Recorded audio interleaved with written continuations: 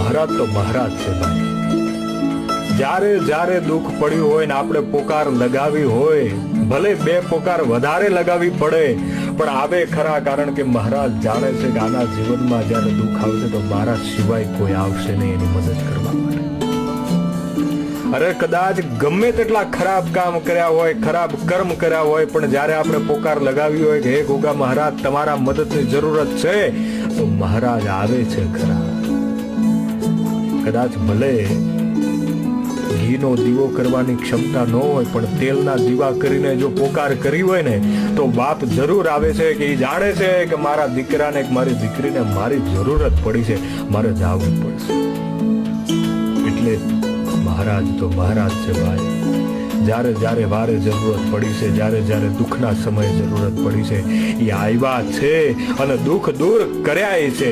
તો બોલી જાજો જય ગો.